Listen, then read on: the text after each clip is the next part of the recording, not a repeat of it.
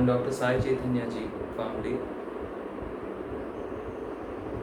In this sessions, and even in the coming sessions, I would be taking the classes regarding the topics under pharmacotherapeutics and pathophysiology. Today the topic of interest this is leukemia. In this session, I will discuss about the definition of leukemia,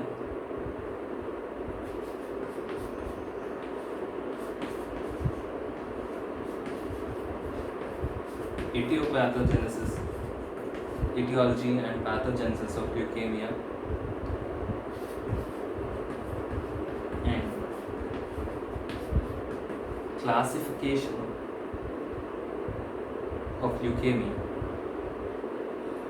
So coming to the definition of leukemia first. So leukemia word can be split into two parts, where leukos, or the first part refers to white in Greek, and amia refers to the blood. By definition, leukemia refers to a group of malignant neoplasms or cancers which are associated with the blood forming cells, blood forming tissues. So leukemia refers to group of malignant neoplasms or cancers of the blood forming tissues, which mainly affect the white blood cells.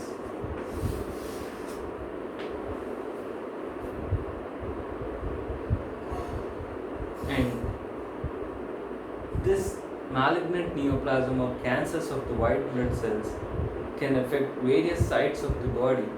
Predominantly, it affects the bone marrow, the hemopoietic organs, so such as the bone marrow,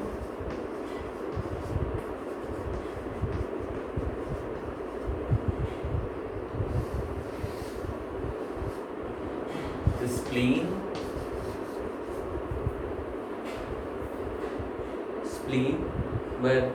which is the reservoir of red blood cells.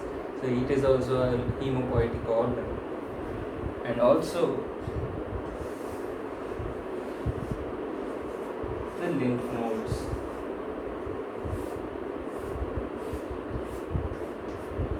This is a typical diagram representing the lymph nodes.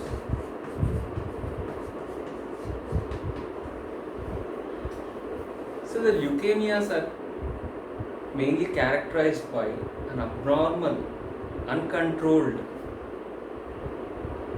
proliferation of the white blood cells. So this abnormal proliferation of the white blood cells in turn can affect other blood cells formation as well. So it can suppress other blood cell formation by occupying various sites of the body, such as the bone marrow, spleen or lymph node, occasionally the kidneys or even the gonads may be involved in this disease. So that was the definition of leukemia. So leukemias are malignant neoplasms or blood forming tissues mainly affecting the white blood cells, which is characterized by an increased proliferation of these white blood cells interfering with other blood cell formation. And the sites affected mainly include the bone marrow, spleen and lymph nodes. Coming to the etiopathogenesis of leukemia.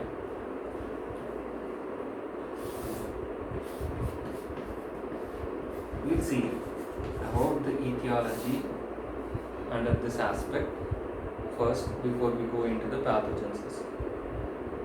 There are several causes of leukemia So one among these causes is a historical event which you can recollect. So that is about the Hiroshima and Nagasaki attacks. The atom bomb blast which occurred in the Hiroshima and Nagasaki has left the post-war or post-atom bomb effect or atom bomb blast. People were affected with various types of leukemias.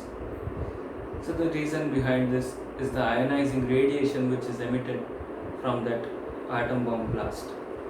So one among the etiology is the exposure to ionizing radiation. So this ionizing radiation can in turn cause certain molecular changes in the living tissues as well. So, and this ionizing radiation can lead to leukemias. So most of the leukemias can occur except a rare type, certain rare types with the ionizing radiation. Exposure to chemicals.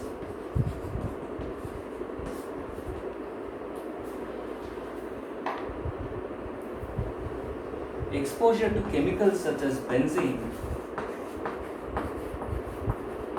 can also cause leukemia.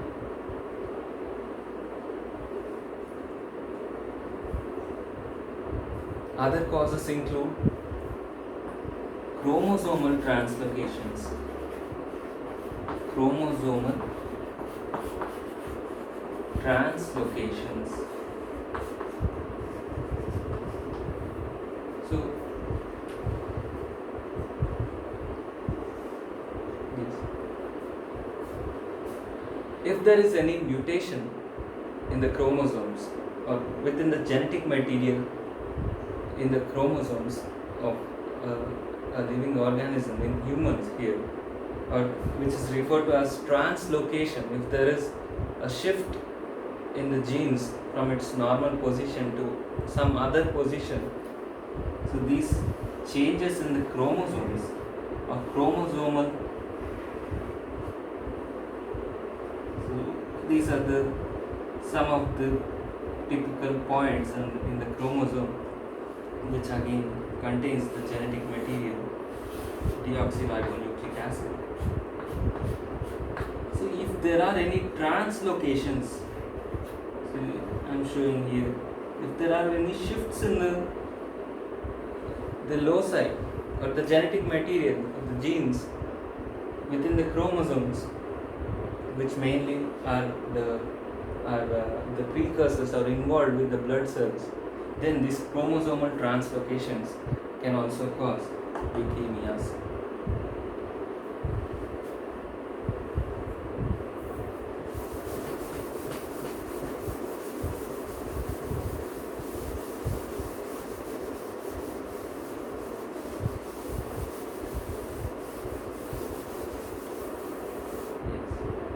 So the other causes of leukemias include the prior treatment with certain anti-cancer agents. So although the anti-cancer drugs are used for the treatment of cancers, certain anti-cancer drugs can predispose or can further cause leukemias. Let us see what are those drugs. Prior treatment with anti-cancer drugs. So this includes the drug procarbazine and the classes, some of the drugs under these classes, under the nitrosoureas, cyclophosphamide,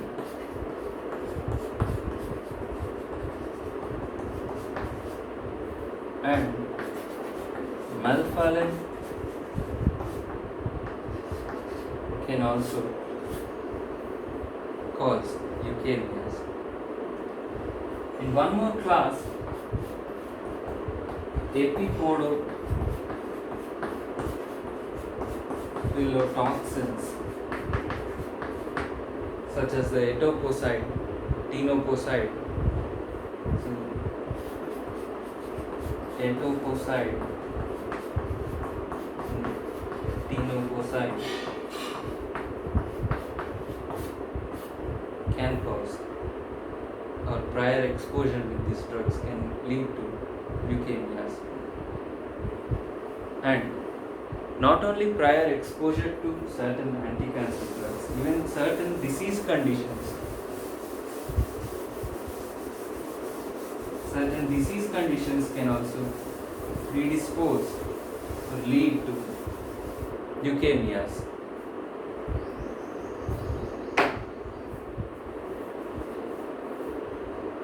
Among the disease conditions or pre-existing disorders such as chronic myeloproliferative disease, chronic myeloproliferative diseases, or certain chromosomal disorders.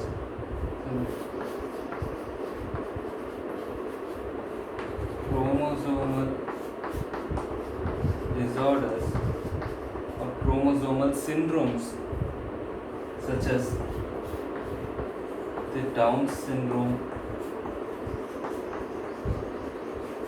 or one more example I can give is telangiectasia, which mainly affects the blood vessels, which is characterized by the bleeding from smaller blood vessels. So Down syndrome and telangiectasia are some of chromosomal disorders which can lead to leukemias. So this was about the etiology of leukemias. Let us have a look at the pathogenesis of leukemias.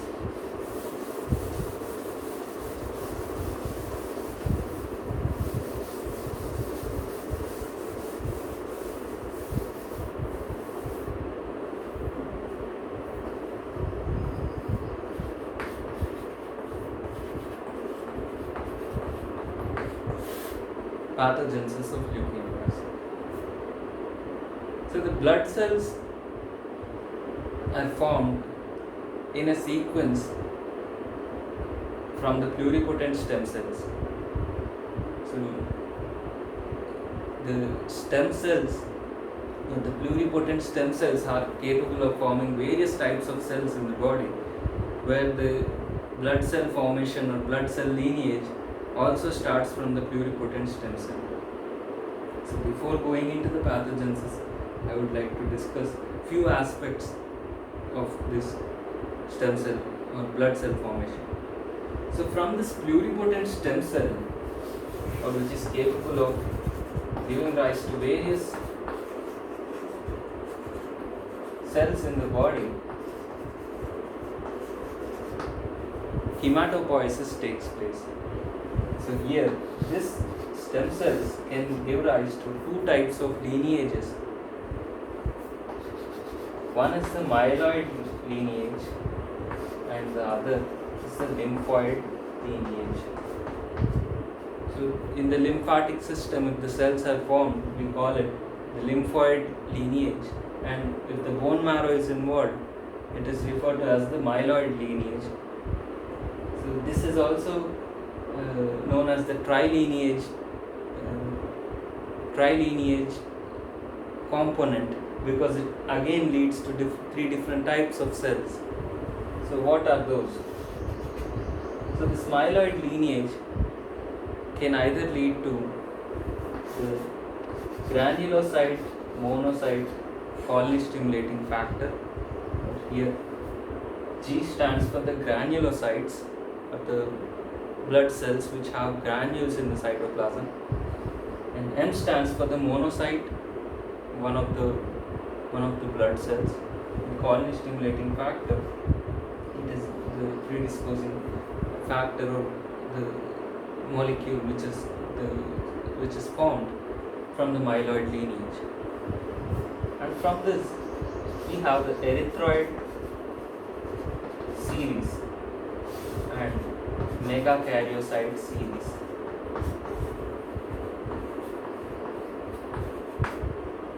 Excuse me, so this is the megakaryocyte. So from the GMCSF or granulocyte monocyte colony stimulating factor, we have the neutrophils, eosinophils, basophils, and monocytes.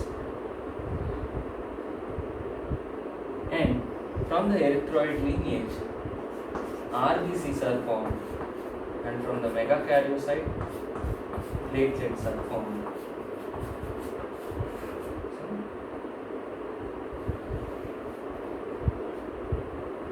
Platelets. And from the lymphoid lineage, we have the T cells, B cells, and the natural killer cells. These are the various blood cells. So, at which point the leukemia occurs or leukemia arises? Usually, the pluripotent stem cell part is affected.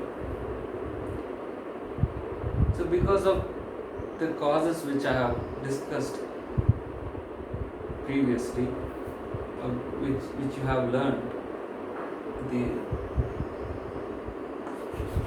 malignant transformation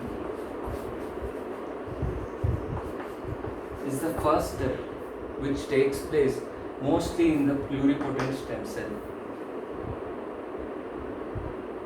And sometimes within a committed lineage, either in a myeloid lineage or in the lymphoid lineage, the mutation or the malignant transformation can take place. So malignant transformation is the first step for pathogenesis of leukemia. So malignant transformation at the pluripotent stem cell or malignant transformation at a committed cell or committed lineage from the stem cells. After this malignant transformation, for example, if you take this as a white blood cell, so these are all the different types of white blood cells: the neutrophils, eosinophils, basophils. So basophils which are not represented. Sorry, it's the neutrophils, eosinophils, basophils, and monocytes, different cells, even the lymphoid cells, the lymphocytes, the T lymphocytes, B lymphocytes, and T lymphocytes and B lymphocytes mainly can be affected. So after this malignant transformation, the cells may become irregular in shape, they become uncontrolled, they proliferate, and the growth is not stopped. So these malignant, just a minute, these malignant cells, these white blood cells, either it may be from the stem cell, from the myeloid or lymphoid lineage, they are formed. After this malignant transformation, the so increased the white blood cells, which are referred to as the leukemic cells, try to infiltrate or deposit or accumulate in the various sites of the body. If you take the example, the bone marrow as a protocol, a common example, standard example for understanding. So these these cells increase in number, they can accumulate and infiltrate within this bone marrow. So what happens with this infiltration? The manifestations associated with the affected organs occur because of this infiltration or accumulation within them. And this accumulation of the malignant leukocytes, the leukemic cells, can also reduce other cell formation. So if the RBCs, it can suppress the RBCs formation, or it can suppress the platelet formation, or it can also suppress the granulocyte formation or other white blood cells. Or if it is of a lymphoid origin, so it may have different other manifestations. So let us focus on this part. So because of this reason, it may lead to complications such as anemia, thrombocytopenia, reduced platelet count, and agranulocytopenia or granulocytopenia.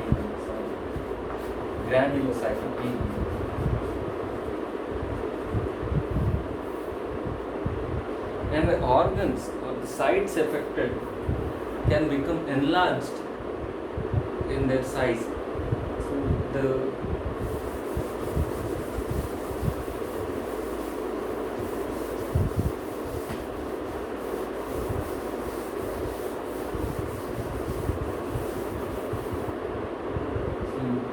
spleen, the bone marrow, lymph nodes, liver, or the gonads can enlarge in their size, and they have the different clinical features.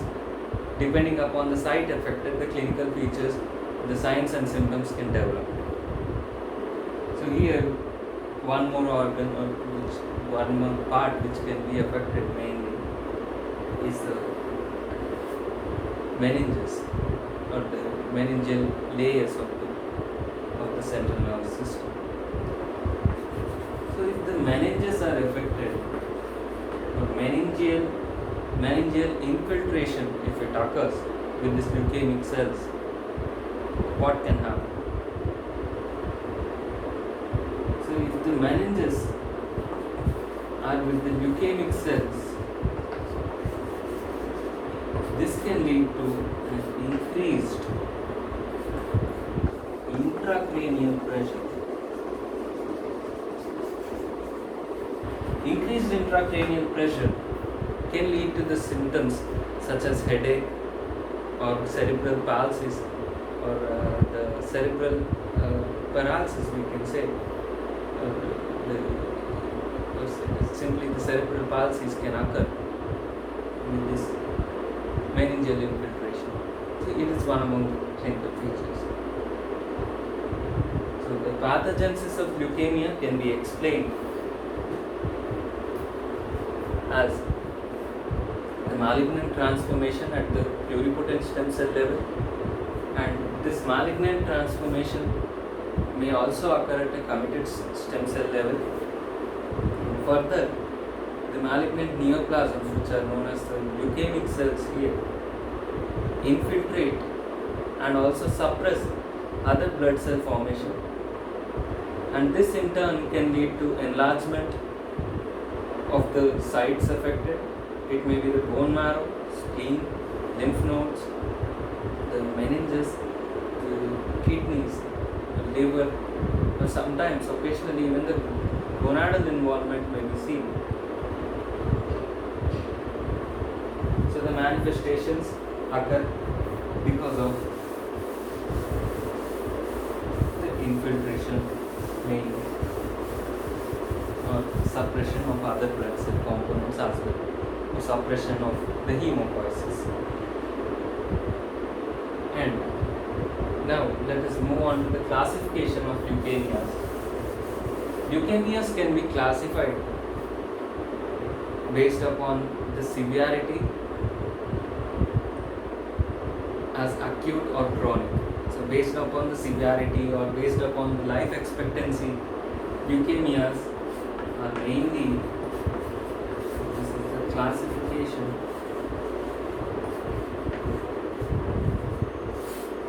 acute and chronic.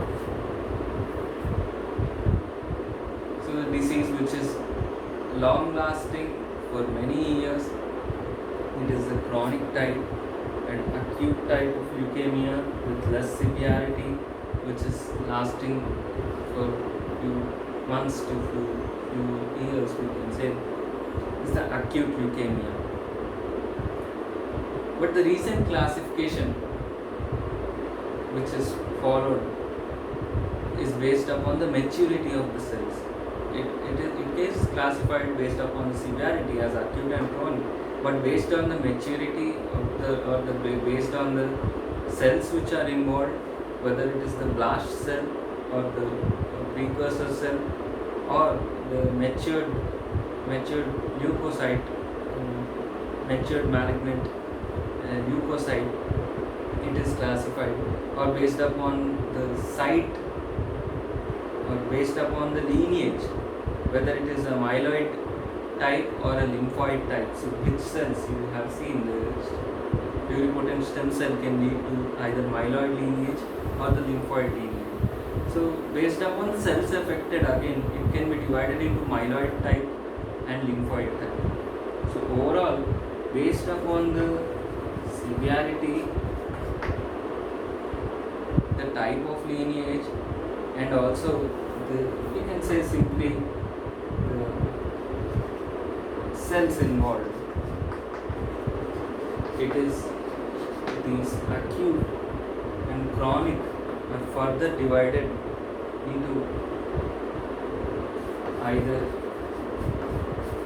lymphocytic or myeloid or myelocytic type. So here also same, lymphocytic or myelocytic or myeloid. So acute lymphocytic leukemia, acute myelocytic or myeloid leukemia are two of the acute types, and the chronic lymphocytic leukemia, chronic myelocytic leukemia are two of the chronic types of leukemias. There are some other terms which are associated with the leukemias or these conditions. So, among them, we have the leukemoid reaction. So whenever the leukemoid reaction is seen, so I'll explain what is leukemoid reaction. It must be differentiated from the leukemia. So some other conditions can also predispose to the leukemoid reaction, which is not specifically a cancer. So leukemoid reaction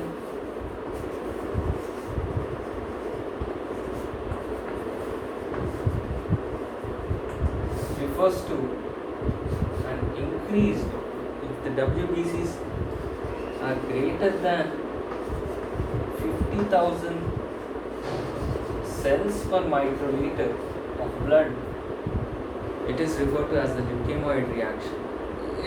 It may be caused due to various reasons, but it is not particularly, it should be differentiated from the cancers. So when there is a leukemoid reaction, further other clarifications or other diagnostic tests may be required in order to rule out the leukemia. So mostly the chronic leukemia may also have this feature, but it can be then differentiated that it is not a leukemoid reaction. Leukemoid reaction may be due to other reasons, but not particularly cancers. There is one more classification of the acute leukemias, which is known as the FAB, or French American British classification, which classifies further acute lymphocytic leukemia and acute myelocytic leukemia into various subtypes, which I am not discussing in detail, but let me just list out the subtypes which you can further go through other resources. So the acute lymphocytic leukemia, according to the French American British classification, is of three types: L1, L2 and L3, and the AML is from M0 to M7.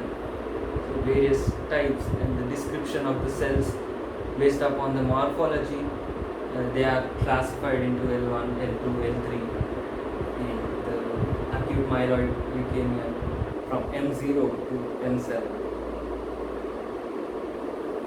So this is from M0 to M7. So you can go through the pictures or other resources for the FAB classification.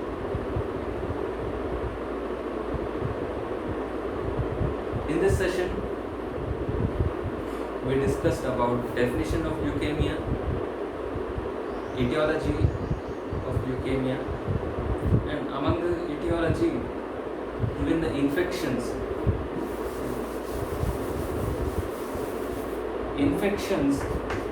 with human T-cell lymphotrophic viruses or Epstein-Barr viruses